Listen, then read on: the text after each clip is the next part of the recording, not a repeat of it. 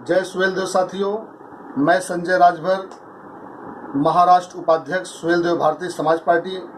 साथियों, आज कुछ चीज़ें शेयर करने आया हूँ आप सबों से, क्योंकि समाज में अगर समाज को आगे लेके जाना है, समाज को विकास के पथ पे लेके जाना है, तो कुछ चीज़ों को आज विश्लेषण करना बहुत ज़रूरी समझा। साथियों, कुछ दिन पहले मैं एक डॉक्टर बाबा साहब अम्बेडकर की विश्व प्रसिद्ध बुक जाति का संपूर्ण विनाश में पढ़ा।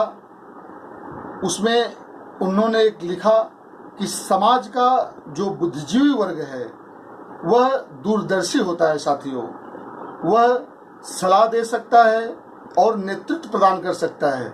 किसी भी देश की अधिकांश जनता विचारशील एवं क्रियाशील जीवन व्यतीत नहीं करती है। साथियों, ऐसे लोग प्रायः बुद्धिजीवी वर्ग का अनुकरण और अनुगमन करते हैं। यह कहने में कोई अतिशयोक्ति नहीं होगी कि देश का संपूर्ण भविष्य उसके बुद्धिजीवी वर्ग पर निर्भर होता है।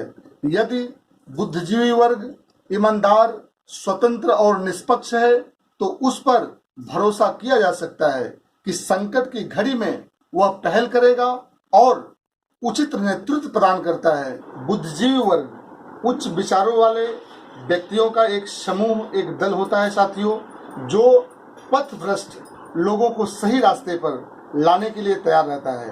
तो साथियों, ऐसे जो प्रथम श्रेणी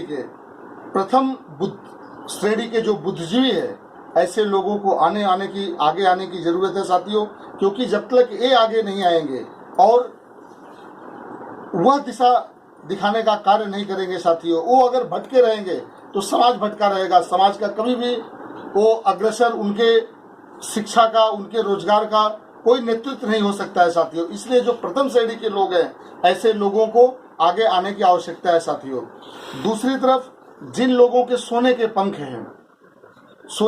ही हैं ना, जो लोग अच्छी नौकरी मिल गई है, अच्छा पैसा है, ऐसे लोग को सोने के पंख ही बोला जाएगा। तो बाबा साहब ऐसे लोगों को सोने के पंख वाले बोलते थे, क्योंकि हम उन लोगों को बुद्धिजीवी मान बैठे हैं जिनके सोने के पंख है। साथियों, यह हम लोग का भ्रम है। बाबा साहब ने एक गुण दूरदर्शिता होने का भी बोला है। तो साथियों, समाज में दूरदर्शिता होना एक अलग बात है, क्योंकि दूरदर्शी ही जो होते हैं वही आपके हक अधिकार की बात करते हैं। साथियों, कुछ लोग नौकरी पेशा वाले हैं जो बुद्धिजीवी बने बैठे हैं, वे लोग दूरदर्शिता से कोसों दूर है। साथियों, समाज का भविष्य कैसे सुरक्षित हो, समाज को किस समय क्या दिशा दी जाए, ये लोग इन बातों से कोई सरोकार नहीं रखते हैं। ये लोग इतने दूरदर्शी तो हैं ही कि हमारी प्रमोशन न रुक जाए, हमारा तबादला न हो जाए, इस बात के पक्के दूरदर्शी हैं। अपनी नौकरी बचाए रखना ही इनके लिए काफी है। इनकी बुद्धिमत्ता से आप लोग एक कप चाय बना के भी नहीं पी सकते हैं। समाज को दिशा देना तो बहुत दूर की बात। विरोधी अपने एजेंडे पे काम कर रहा है। उन लोगों का टारगेट कमजोर वर्ग है। कमजोर वर्ग को और अधिक कमजोर कैसे बनाया जाए, शिक्षा के क्षेत्र की अगर हम बात करें तो कमजोर वर्ग की पीढ़ियों का बेड़ा गर्क कर दिया गया है।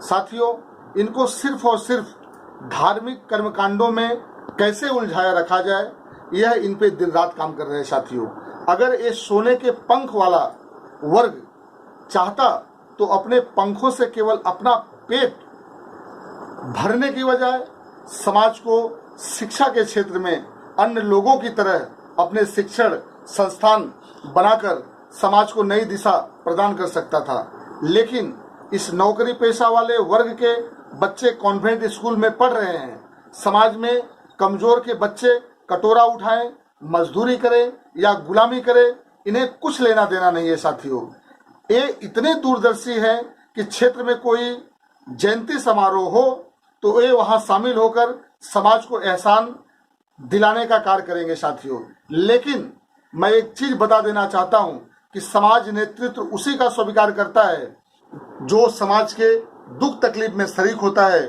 उनके दुख सुख में काम आता है। ऐसे लोगों को ही समाज स्वीकार करता है। जो 60 साल अपने पंख को बेच के अपना जीवन यापन किए हैं, ऐसे लोगों को समाज कतई अपनाता नहीं है और ऐसे लोगों को समाज नकार देता है साथियों। तो इन्हीं चंद शब्दों को बाद में अपने वाणी को विराम देता हूँ। जय सुहेलदेव, जय भारत, जय भारतीय समाज।